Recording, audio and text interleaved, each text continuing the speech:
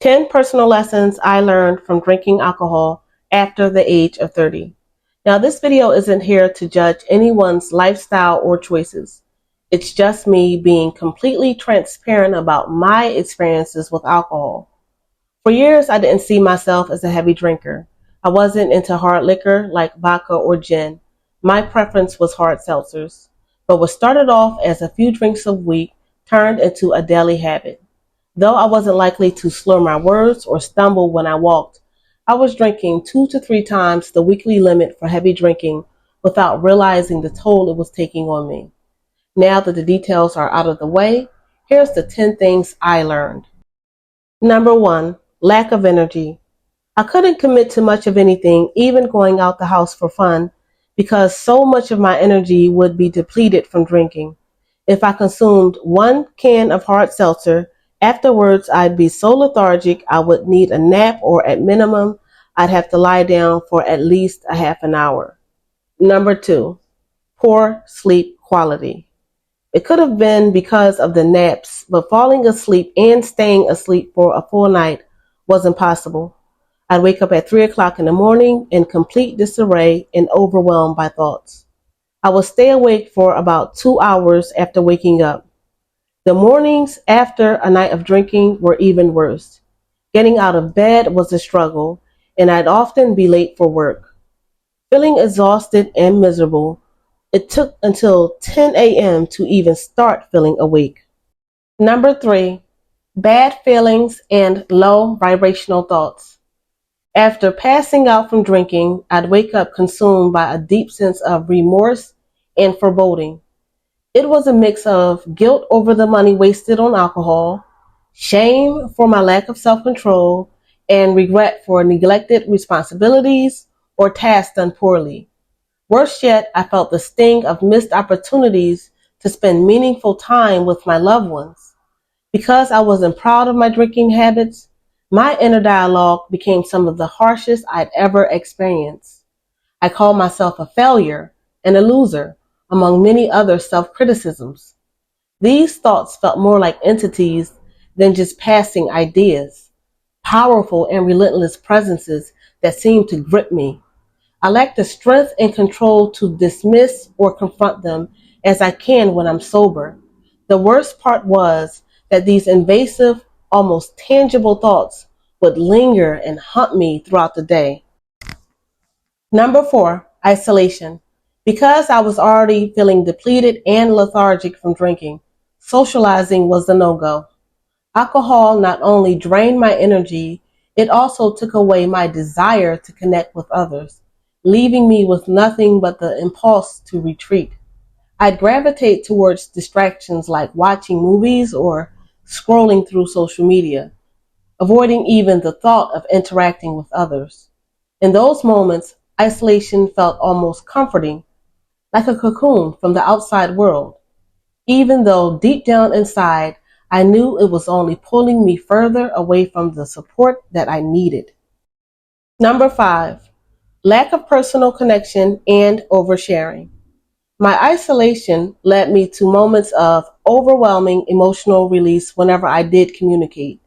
I would dump every feeling, belief, and experience onto the person I was talking to, simply because I had no one else to share my life with. In my solitude, I didn't realize how much of my life I was holding back, only to feel uneasy when I finally shared more than I intended to. If I had been interacting more consistently, I may have not felt the need to overwhelm others with such intense trauma dumps, leaving me feeling ashamed afterwards. Now, this video is getting a bit long for TikTok, so I'll have to make a part 2. But if you're watching on YouTube, feel free to keep on watching. Number 6, I skipped exercising. Over the years, I've learned that I have to exercise. When I don't, my body doesn't operate optimally. Exercise allows me to get around better, experience less pain, and feel energized. While inebriated, I wouldn't have the stamina or urgency to even commit to a 10-minute workout. Number 7, weight gain. 1 week, I gained 5 pounds alone, even on what I considered to be a low-carb diet. I've had many ups and downs when it comes to my weight. I am a person that once I make up my mind, I can and have lost weight. This was almost impossible to do while consuming alcohol daily. Moreover, alcohol made me less disciplined when it came to my food choices. Whereas I would omit starchy foods like rice when I was sober, I would indulge under the influence of alcohol. Number 8, dehydration, ill health, and poor appearance. Drinking made my skin look parched and scaly. Along with the weight gain, I did not like what I saw in the mirror, which added to those low vibrational thoughts. After drinking, I find myself dehydrated and often overcompensated by drinking too much water at night. This led to multiple trips to the bathroom, compounding the poor sleep quality I was already dealing with and the lack of energy I felt during the day. I began to have nagging body pain. My shoulder would ache, my lower back felt bruised and battered, and I'd feel shaky. I had learned about cirrhosis of the liver and the strain that drinking has on the kidneys, and I began exhibiting some possible early signs such as distended belly, drowsiness, nausea, and fatigue. I wasn't diagnosed or anything, but excessive drinking, especially binge drinking, would inevitably lead to fatty liver or alcohol cirrhosis. Number 9, financial loss.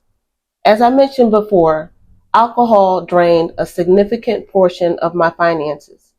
A single can of hard seltzer cost around $4.50, and I rarely would buy just one. On weekends, I sometimes would pick up more than two. Adding it all up, I was spending at least $270 per month on alcohol alone. It's a hard pill to swallow, realizing that's money I could have been putting towards my goals and future. Money I'll never get back. Number 10, not working on my goals. While inebriated, I was more likely to focus on entertaining myself than improving myself. There's a way that I envision my life. This would involve establishing certain habits and behaviors that were simply put off while I was drinking. Overall, alcohol disconnected me from the ability to operate as my best self. It kept me at arm's distance from my higher self, as it clouded my mind with poor thoughts, made my body operate less optimally, and made it almost impossible to establish better habits. This kept me from achieving even small goals like establishing a skincare routine. As someone who prefers a routine, it became a norm to have a drink after work. That habit easily morphed into an addiction that was not easy to overcome. Maybe addiction is something I can never overcome, but I am grateful for each day I don't indulge in alcohol.